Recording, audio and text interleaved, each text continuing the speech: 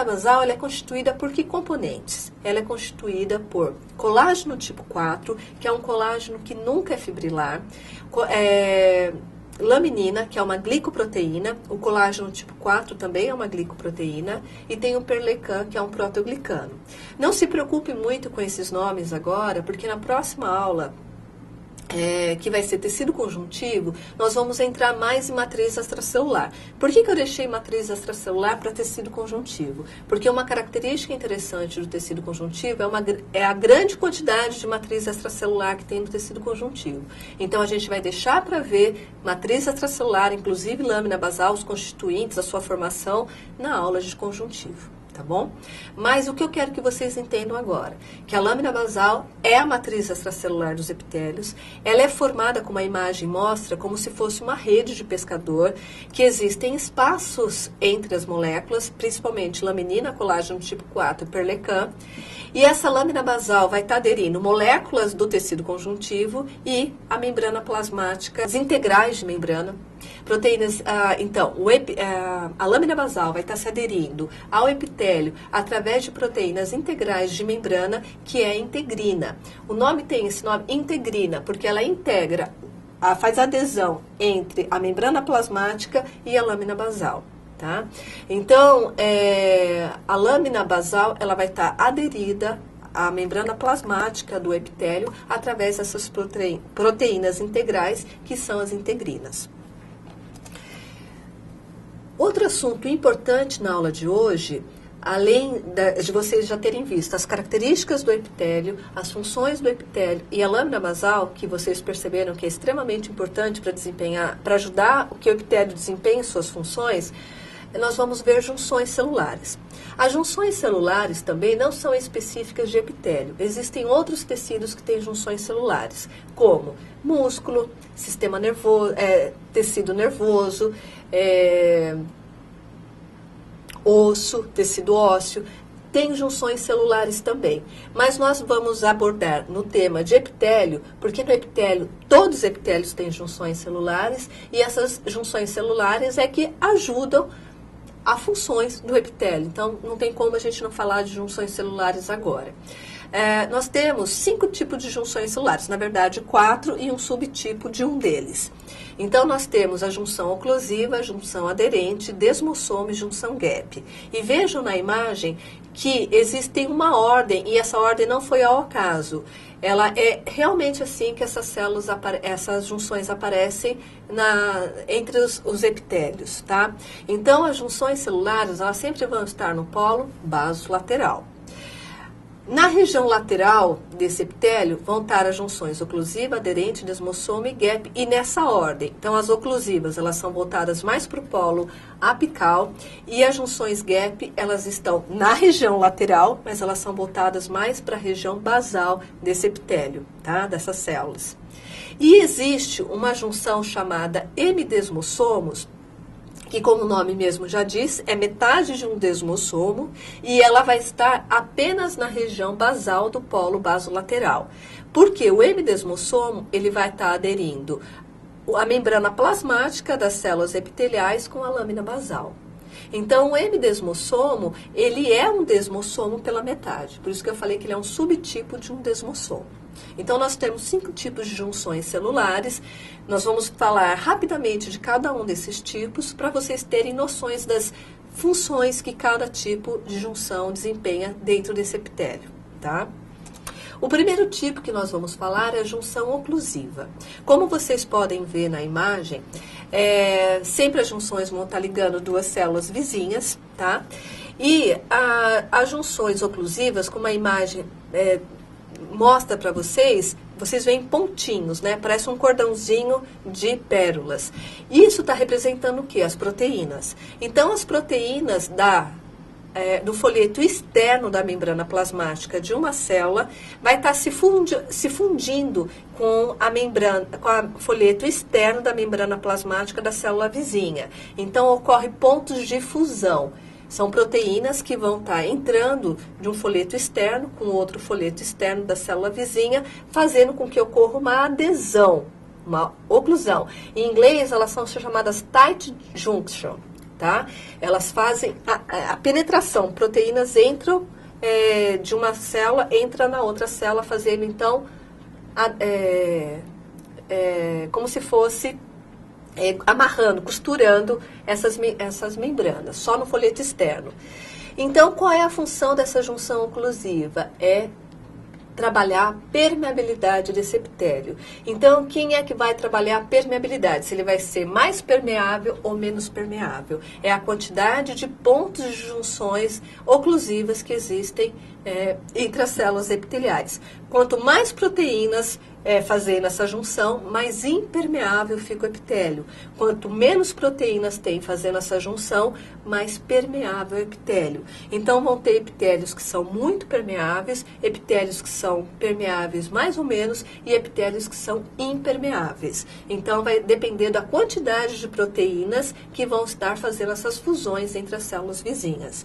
E uma coisa interessante é vocês terem claro que a junção oclusiva ela acontece na região lateral do epitélio, mas no polo superior. Então, elas vão fazer o quê?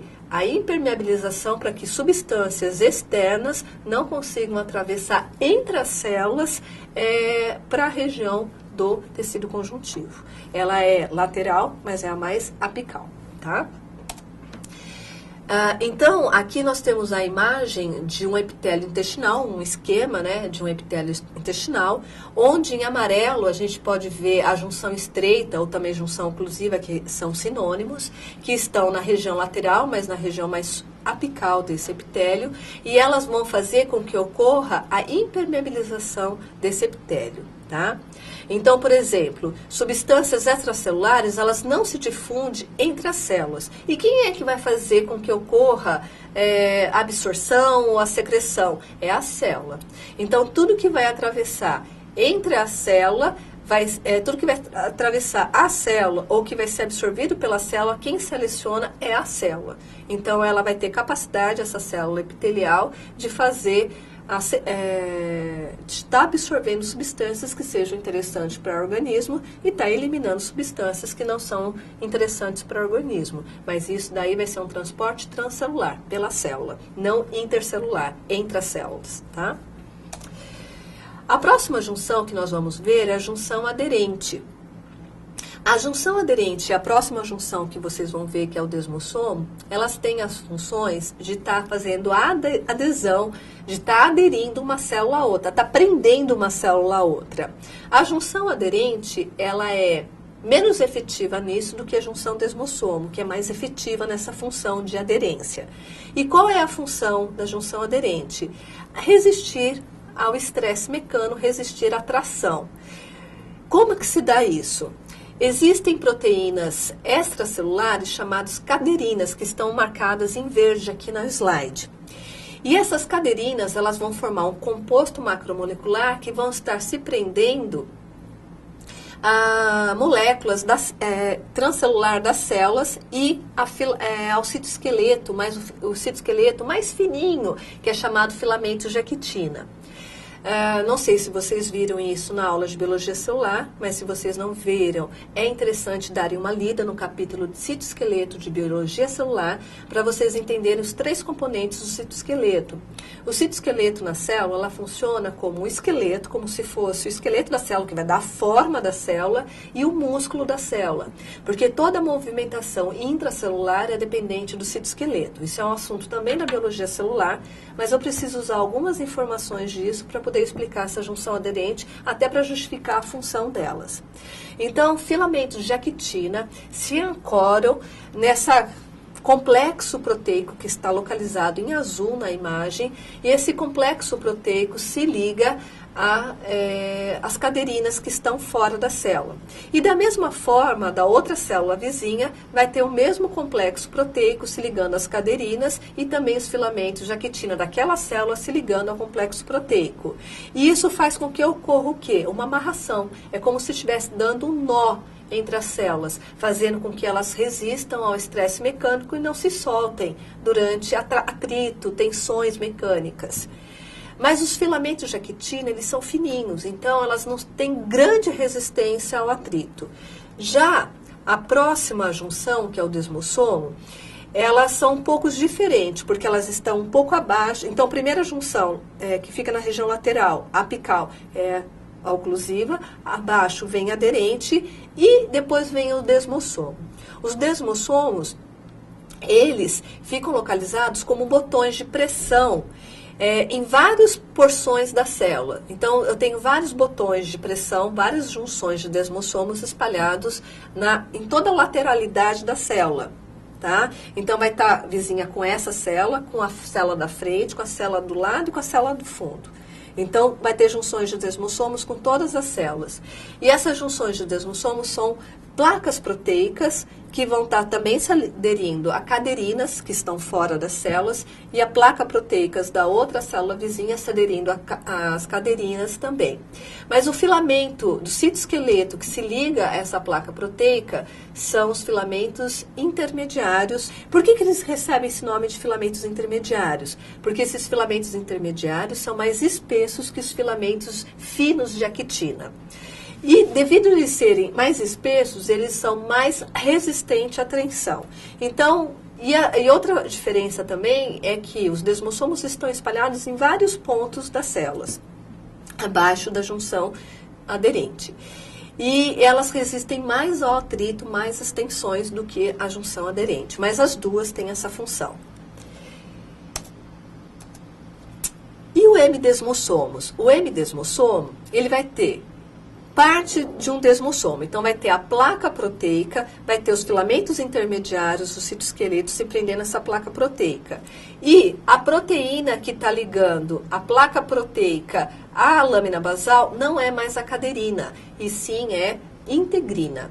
Tá? Então, a integrina é a molécula responsável em ligar a célula à matriz extracelular. Toda vez que tiver uma adesão entre célula e matriz extracelular, a proteína integral responsável vai ser a integrina. E quando for adesão de célula com célula, vai ser a caderina. Então, uma das diferenças entre o M-desmossomo e o desmossomo é que a proteína que vai estar fazendo a adesão, uma é a caderina, que faz adesão de célula a célula, e a integrina faz adesão de célula à matriz extracelular, que no caso é a lâmina basal. Mas os filamentos são também os filamentos intermediários e a placa proteica é muito semelhante à do desmossomo. Por isso que ele é chamado M-desmossomo. E qual é a finalidade? Resistir à tensão. Então, o M-desmossomo, ele vai estar aderindo o epitélio à lâmina basal, resistindo a tensões, esse epitélio se mantém preso à lâmina basal. E o desmossomo, ele vai estar aderindo célula a célula e também resistindo às tensões mecânicas. A junção GAP, ela também é chamada junção comunicante. É uma junção muito importante, porque se lembra que eu falei lá nas funções de lâmina basal, da transdução de sinais? Uma das ajudas que se dá é através da junção GAP. Então, como que se ocorre essas transduções de sinais? Através das junções GAP. As junções GAP, como mostra aqui na figura abaixo da imagem, a gente vê que são formadas por moléculas, são chamadas conexinas. Essas conexinas, elas se organizam num tubinho. Então, 6 conexinas formam daí um conexon. E esse conexon fica localizado, como na figura acima dessa de baixo, mostrando que forma um conexon de uma célula, se juntando exatamente no conexo da célula vizinha. E dentro de um conexo existe um espaço, né? Então, a proteína forma uma estrutura tubular, dentro desse túbulo tem um espaço que fica na membrana plasmática de uma célula e o conexon da outra fica na membrana plasmática da outra. E existe um espaço. E esse espaço comunica o citoplasma dessa célula com o citoplasma da célula vizinha. Isso é extremamente importante, porque isso se dá à comunicação celular. Então, como o epitélio sabe se está tudo bem em relação ao ambiente, se tem alguma lesão, se não tem lesão, se é necessário mandar mais nutrientes, se é necessário que ocorra transcrição gênica, replicação, mitose. Como é que se sabe disso? Através da transdução de sinais. E a junção GAP que permite isso. O que vai estar passando entre a junção GAP? São espaços muito pequenos, então passam pequenas moléculas solúveis, né, que vai comunicar citoplasma com citoplasma. Então, pequenas moléculas solúveis e íons. é o que consegue atravessar a junção gap. E essa comunicação de pequenas moléculas solúveis e íons é que mantém toda essa comunicação entre as células epiteliais, mantendo as transduções de sinais. Aqui nessa figura da microscopia eletrônica de transmissão foi feito um corte de um epitélio intestinal, onde mostra a regionalização dessas junções. Nessa figura, existem umas projeções na parte apical da figura, que são os microvilos, que nós vamos ver na aula de hoje também. E vocês conseguem ver que no meio da figura existe uma linha meio tortuosa, que está dividindo uma célula com a outra. O que está escrito, vocês vão poder observar, lendo a imagem, que tem zônula de oclusão, que é a junção oclusiva. Abaixo da zônula de oclusão tem a zônula de adesão ou junção aderente. Abaixo tem o desmossomo e abaixo ainda, o autor não escreveu, mas estaria a junção gap. Então, nas células epiteliais intestinais, nós podemos observar que existem os 4 tipos de junções. A junção oclusiva, junção aderente, junção de desmossomo e junção gap. Mas não necessariamente todos os epitélios vão ter todos esses tipos de junções. E não necessariamente as junções são específicas apenas de epitélio. Existem outros tecidos que também têm junções. Mas existem, como no caso do intestino, o epitélio intestinal, que existem todas as junções no epitélio intestinal.